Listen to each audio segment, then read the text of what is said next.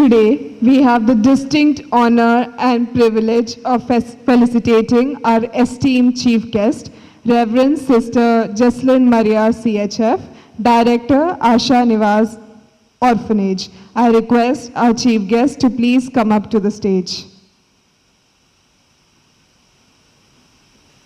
Our chief guest embodies the epitome of excellence, wisdom, and leadership. With her remarkable achievements and contributions, she has inspired us all to make a positive impact. I request Father Davis to felicitate our chief guest.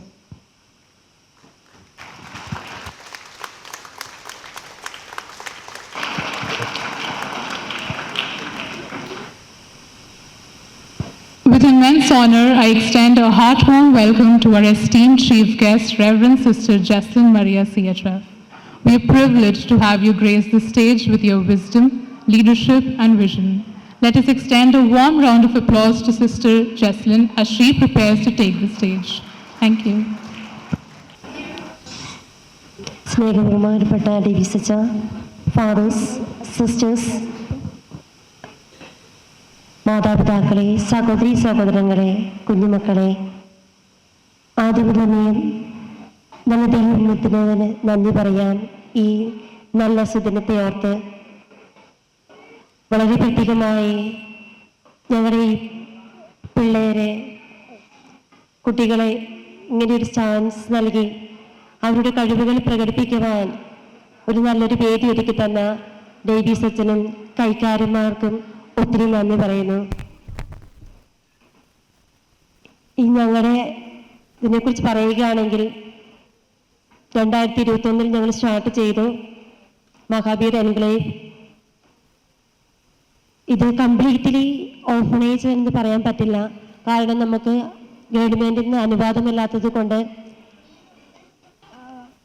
ഇതിൽ half of them have parents. പിന്നെ orphanage ചെയ്യാൻ അനുവാദമില്ലാത്തതുകൊണ്ട് പാവപ്പെട്ട Catholic ഗേൾസിന് വേണ്ടി ഒരു hostel എന്ന പേരിലാണ് start ചെയ്തിരിക്കുന്നത്. ഇപ്പം 13 പിള്ളേരാണുള്ളത് ഞങ്ങളുടെ കൂടെ.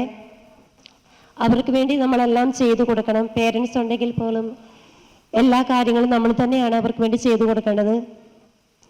കഴിഞ്ഞ ആഴ്ച ഈ കുട്ടികളിൽ 7 പേര് ഫസ്റ്റ് ഹോളി കമ്മ്യൂണിയൻ സ്വീകരിച്ചു. ഇന്നൊരു കൊച്ചിൻ്റെ കൺഫർമേഷനാണ് സെയിൻറ്റ് ജോൺ ചർച്ചിൽ 5 മണിക്ക്. അത് എന്തെങ്കിലും father asked to come here. I forgot the date.